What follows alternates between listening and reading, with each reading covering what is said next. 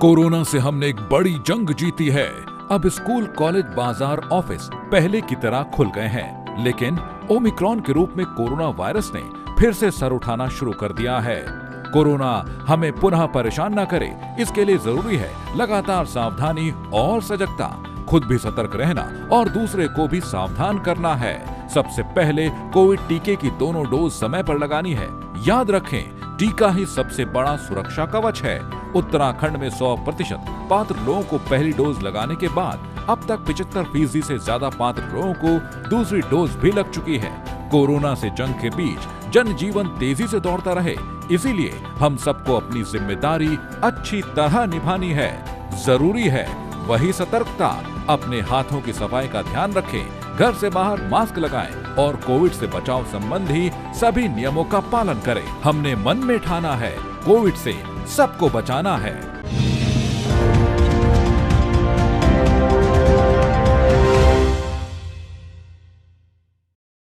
नमस्कार, देवभूमि समाचारों में आप सभी का स्वागत है। मैं हूं आपके साथ रक्षिंदा खान। आगे आप मेरे साथ देखेंगे उत्तराखंड की तमाम छोटी बड़ी खबरें विस्तार से, लेकिन सबसे पहले एक नजर हेडलाइंस पर।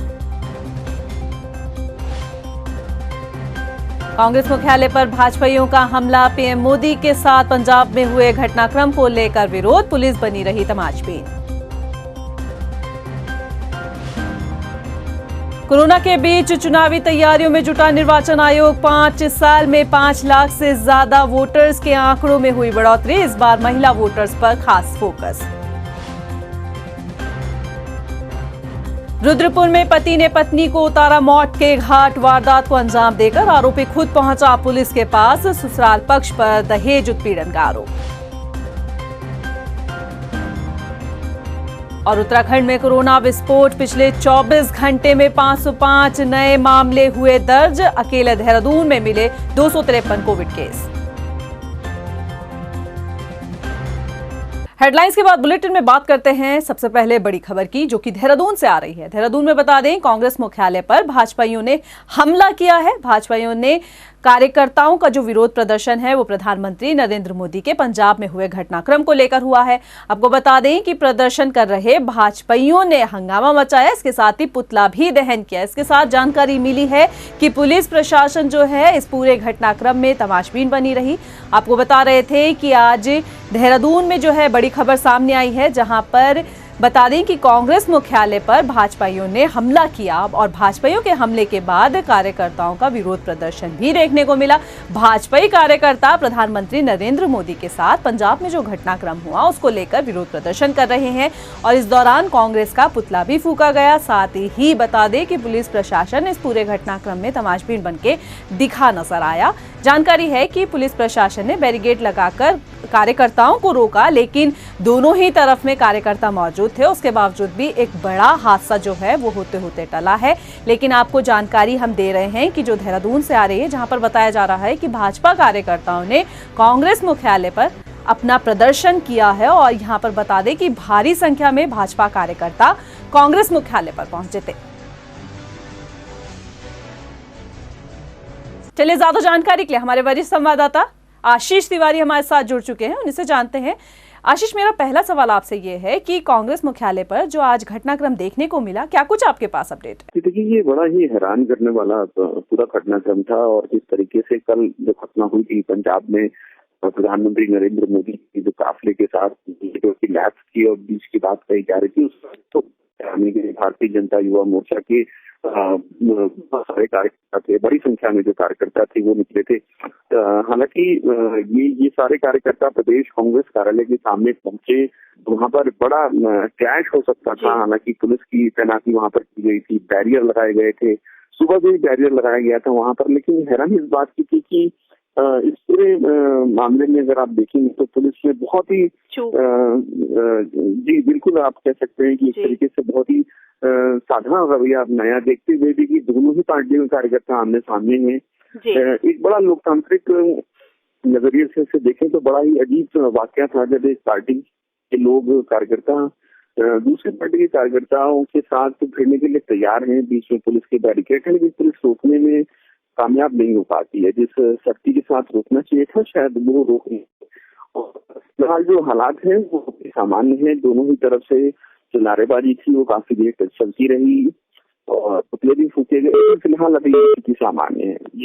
जी आशीष, जैसा आप बता रहे हैं कि जो दोनों ही तरफ से जो है अभी स्थिति सामान्य है, लेकिन मेरा सवाल आपसे ये है कि अभी तक आपको क्या किसी कांग्रेस नेता की तरफ से प्रतिक्रिया मिली है कि इस मामले पर क्या कुछ कहा है उन्होंने? बिल्कुल, देखिए कांग्रेस की तरफ से इसकी प्रतिक्रिया दी गई है। कांग्रेस के प्रवक्ताओं ने प्रतिक्रिया दी है और बहुत गहरी नाराजगी जताई है। पुलिस को लेकर, पुलिस की भूमिका को लेकर सवाल उठाए गए हैं। पुलिस ने उनका यही आरोप है कि पुलिस में सख्ती नहीं दिखाई, उन्हें आने दिया गया यहाँ तक और कांग्रेस मुख्यालय तक वो पहुंचे, ये भी बड़ा सवाल उठाया जा रहा है कांग्रेस नेताओं की तरफ से, क्योंकि जब वो चले थे वहां से और कांग्रेस मुख्यालय की तक पहुंचने देना उनको बड़ा सवाल है कि अगर पुलिस ने उससे पहले उन्हें रोकने की कोशिश क्यों नहीं की। ठीक कांग्रेस मुख्यालय के सामने के चौराहे तक वो पहुंचते हैं और मुश्किल 100 मीटर की दूरी रही होगी और बल्कि आप देखें तो बैरिकेड्स की, अगर आपके विजुअल अगर आप चला रहे हो, देख रहे हो तो आप देखिए उन विजुअल्स में आप देखेंगे कि बैरिकेड्स के ऊपर चढ़ के वो क्रॉस कर जाते हैं बैरिकेड्स को।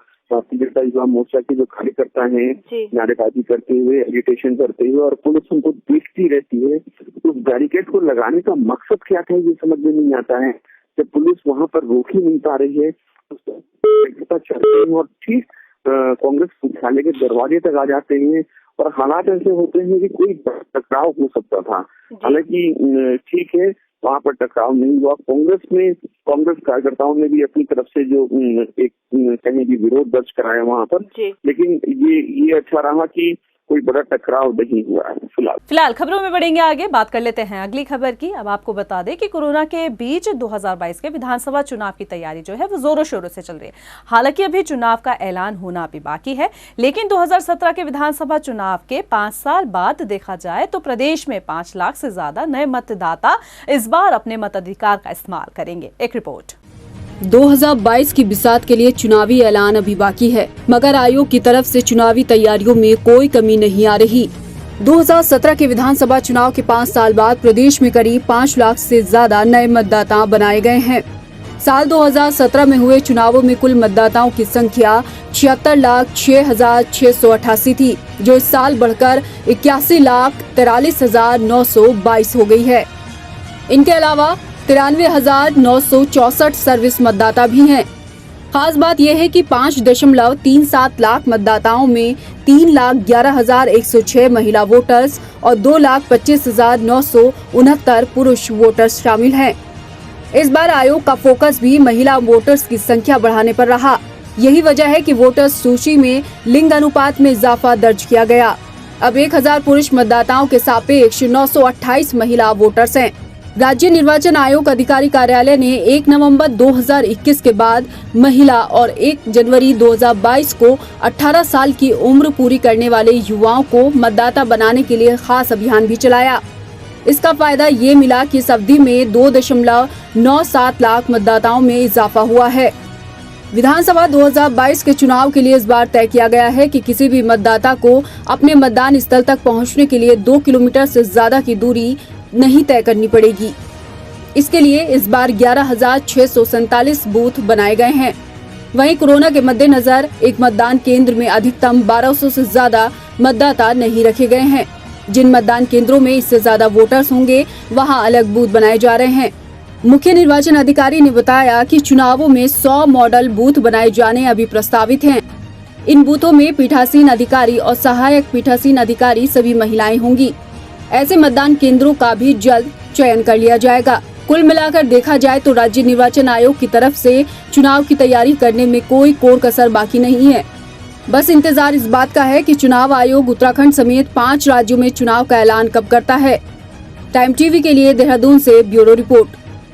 गदरपुर पहुंचे किसान कांग्रेस के प्रदेश अध्यक्ष सुशील राठी ने कांग्रेस नेता मोहम्मद आलम को किसान कांग्रेस प्रदेश उपाध्यक्ष की जिम्मेदारी सौंपी है। प्रदेश उपाध्यक्ष बनने पर मोहम्मद आलम ने कहा, मेरा मकसद किसानों के हित में कार्य करना होगा। वहीं सुशील राठी ने कहा, कांग्रेस पार्टी किसानों के हित की पार्टी है। उत्तराखंड में आएगी तो हमारी सरकार जो है किसानों के जो फसल का अच्छा जो है रेट तय करेंगी और जो मुआवजा भी जो है देना काम करेंगे, जिस तरह से घटनाओं में हमारे जो शहीद हुए हैं उनको। और दूसरी चीज जो कर्जा माफी का मामला है वो सरकार ने, हमारी कांग्रेस सरकार ने 2009 में किसानों का कर्जा माफ करने का कार्य किया था। बाकी और कोई सरकार ये नहीं करती। और हमारी सरकार आएगी तो हम किसानों को पेंशन देने का काम माननीय हरीश रावत जी ने किया था, आगे भी जो है करेंगे। जो कर्जा माफ होगा, माननीय राहुल गांधी जी ने घोषणा की है कि किसानों का कर्जा जो है हम माफ करेंगे। श्रीनगर पहुंचे कैबिनेट मंत्री धन सिंह रावत ने श्रीकोट स्टेडियम का निरीक्षण किया। खेल मैदान का जायजा लेने के बाद कैबिनेट मंत्री स्टेडियम के लोकार्पण को लेकर मीडिया से भी मुखातिब हुए। आपको बता दें कि लोकार्पण 8 जनवरी को होगा। स्टेडियम का नाम भारत के पहले सीडीएस जनरल बिपिन रावत के नाम पर होगा।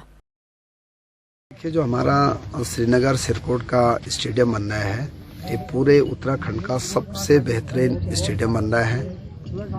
और मैं माननीय प्रधानमंत्री जी का, मुख्यमंत्री जी का धन्यवाद देना चाहता हूं कि श्रीनगर एक शिक्षा का बहुत बड़ा केंद्र है।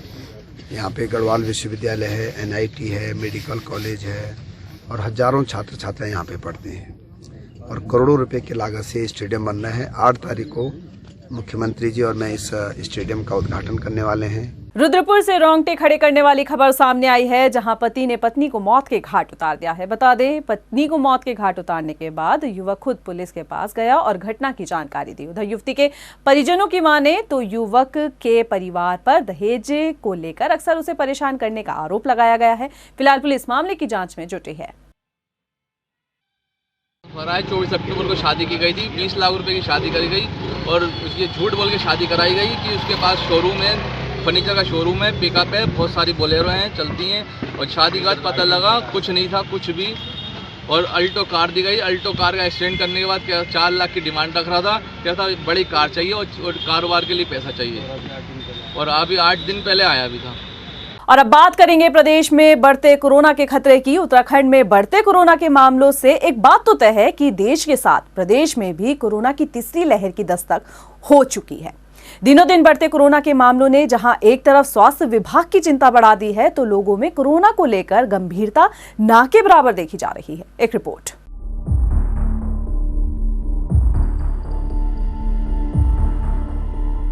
प्रदेश में कोरोना के बढ़ते मरीजों और ओमिक्रॉन के बढ़ते मामलों ने स्वास्थ्य विभाग में हड़कंप मचा दिया है।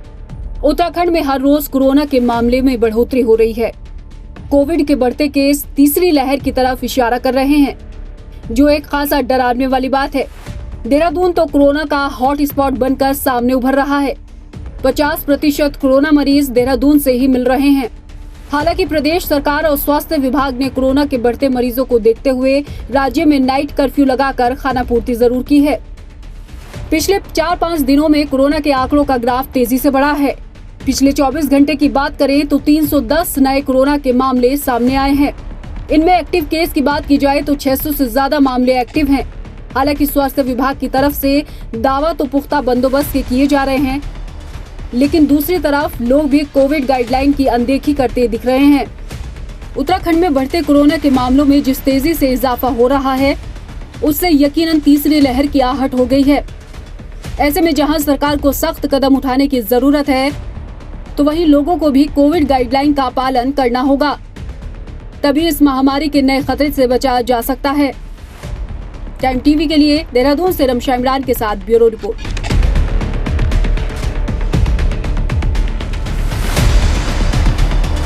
3 जनवरी को देहरादून में दिल्ली के मुख्यमंत्री अरविंद केजरीवाल की पहली रैली सवालों के घेरे में आ गई है। रैली में आए अरविंद केजरीवाल ने राज्य की जनता को ना तो फ्री बिजली दी और ना ही फ्री योजनाओं का पिटारा। आखिर कुछ फ्री दे गए, वो कोरोना। अरविंद केजरीवाल के कोरोना पॉजिटिव को लेकर भी अब सवाल खड़े हो रहे हैं और राजनीतिक दल अपनी प्रतिक्रिया देते नजर आ रहे हैं। एक रिपोर्ट।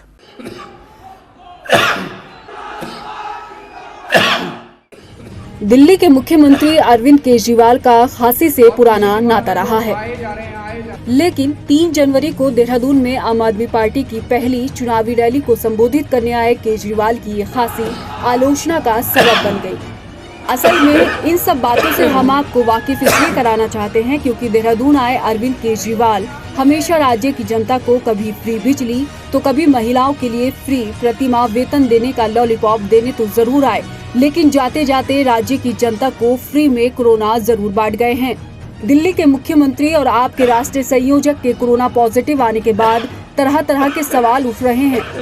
कई लोग ये भी कह रहे हैं कि जब कोरोना के लक्षण थे तो केजरीवाल रैली करने देहरादून आखिर क्यों आए। परेड मैदान में अरविंद केजरीवाल का भाषण शुरू हुआ तो थोड़ी देर बाद ही उन्हें खांसी आने लगी। लगातार केजरीवाल अपनी खांसी पर काबू करने की कोशिश करते नजर आए। पहले तो लोगों को लगा कि शायद तेज आवाज में बोलने से ऐसा है, लेकिन धीरे धीरे लोगों को उनकी खांसी खटकने लगी। रैली के अगले दिन जैसे ही अरविंद केजरीवाल ने खुद के कोविड पॉजिटिव होने को लेकर ट्वीट किया तो लोगों को केजरीवाल की खांसी का मतलब समझ आने लगा। इसके बाद राजनीतिक हलकों में ये सवाल तैरने लगा कि जब केजरीवाल खुद को स्वस्थ महसूस नहीं कर रहे थे और उन्हें कोरोना के लक्षण थे तो वो रैली को संबोधित करने आखिर क्यों आए। इसको लेकर राजनीतिक दल भी अपनी अपनी प्रतिक्रिया दे रहे हैं। फिलहाल उत्तराखंड विधानसभा चुनाव में जुटी केजरीवाल की पूरी टीम आइसोलेशन में है। सीएम प्रत्याशी कर्नल कोठियाल से लेकर उनके संपर्क में आए सभी नेताओं ने अपनी RT-PCR जांच कराई है। रिपोर्ट बुधवार को आनी है।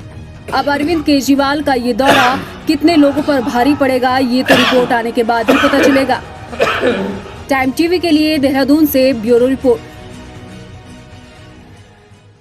कोरोना के बढ़ते मामलों को देखते हुए कांग्रेस प्रदेश अध्यक्ष गणेश गोदियाल ने इसके लिए बीजेपी सरकार को जिम्मेवार ठहराया है। गणेश गोदियाल ने कहा कि पिछले 2 सालों में कोरोना के मामलों पर रोक लगाने में सरकार पूरी तरह से फेल साबित हुई है। उन्होंने कहा कि हालात ऐसे ही रहे तो आने वाले वक्त में इसके गंभीर परिणाम देखने को मिल सकते हैं। सरकार की कोरोना के संभावित खतरे से निपटने के लिए कोई तैयारी नहीं है। अतीत में भी ये बात प्रमाणित हो चुकी है कि सरकार की लापरवाही के चलते हजारों लोगों ने अपनी जान गंवाई है। लाखों लोग इससे बीमारी से पीड़ित हुए। उसके साइड इफेक्ट्स के चलते आज तक सहज रूप में जिंदगी नहीं जी पा रहे हैं। राज्यपाल लेफ्टिनेंट जनरल गुरमीत सिंह ने बुधवार को राजभवन में अनिल चंद्र पुनेठा को राज्य मुख्य सूचना आयुक्त और विवेक शर्मा को राज्य सूचना आयुक्त के पद की शपथ दिलाई और दोनों अधिकारियों को बधाई दी। इस मौके पर मुख्यमंत्री पुष्कर सिंह धामी भी मौजूद रहे। आपको बता दें कि मुख्य सूचना आयुक्त की नियुक्ति को लेकर पिछले दिनों काफी विवाद चल रहा था। विपक्ष ने नियुक्ति की प्रक्रिया पर सवाल खड़े किए थे। मंगलौर के लिब्बरहेड़ी में गन्ना विकास समिति की तरफ से आयोजित कार्यक्रम में वेबसाइट और किसानों का इंक्वायरी कार्ड का शुभारंभ किया गया। इस मौके पर मौजूद गन्ना मंत्री स्वामी यतीश्वरानंद ने कई योजनाओं का लोकार्पण और शिलान्यास भी किया। आपको बता दें कि इंक्वायरी कार्ड से किसानों को गन्ने से जुड़ी सभी जानकारी मिल सकेगी। आज लिब्बरहेड़ी जो हमारी सहकारी गन्ना विकास समिति है उसमें कृषक इंक्वायरी योजना का शुभारंभ किया गया। अब जो हमारे गन्ना किसान हैं उनको एक कार्ड दिया जाएगा। वो कार्ड अपना मशीन में लगाएंगे, उनको तत्काल उनके पूरी गन्ने की जानकारी, कितना गन्ना उनका अभी बाकी बचा हुआ है, कितना शुगर मिल में चला गया, कितने रकबे में गन्ना बुआई की थी, वो सारी की सारी जानकारी गन्ना किसानों को 1 मिनट के अंदर मिल जाएगी। देखिए, आज इस सहकारी गन्ना समिति लिब्बरहेड़ी के 3 योजनाओं का लोकार्पण माननीय गन्ना मंत्री स्वामी यतीश्वरानंद जी ने यहाँ पर किया है। इसमें एक तो हरजोली जट में 100 मीट्रिक टन का हमने गोदाम उर्वरक बिक्री केंद्र खोला है, उसका लोकार्पण यहाँ किया है। फिलहाल बुलेटिन में इतना ही। मुझे दीजिए इजाजत, लेकिन चलते चलते एक नजर हेडलाइंस पर। नमस्कार।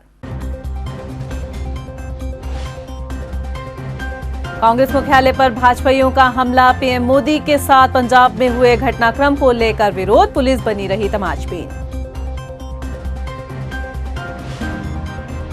कोरोना के बीच चुनावी तैयारियों में जुटा निर्वाचन आयोग। 5 साल में 5 लाख से ज्यादा वोटर्स के आंकड़ों में हुई बढ़ोतरी। इस बार महिला वोटर्स पर खास फोकस। रुद्रपुर में पति ने पत्नी को उतारा मौत के घाट, वारदात को अंजाम देकर आरोपी खुद पहुंचा पुलिस के पास। ससुराल पक्ष पर दहेज उत्पीड़न का आरोप। और उत्तराखंड में कोरोना विस्फोट, पिछले 24 घंटे में 505 नए मामले हुए दर्ज। अकेले देहरादून में मिले 253 कोविड केस।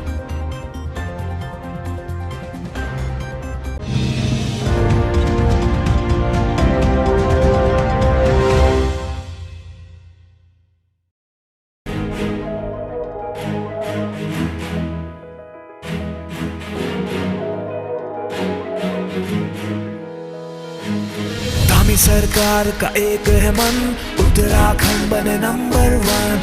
धामी सरकार का एक है मन, उत्तराखंड बने नंबर 1। बात होने लगी यहाँ अब रोजगार की, on whether road Badrinath Kedar की। कोविड-19 से पूरी जनता को बचाया, नए मार्गों को बना के पर्यटन को बढ़ाया। स्वस्थ हर जन उम्दा सोच हो हमारी, शिक्षा में प्रगति पहाड़ में रेलगाड़ी।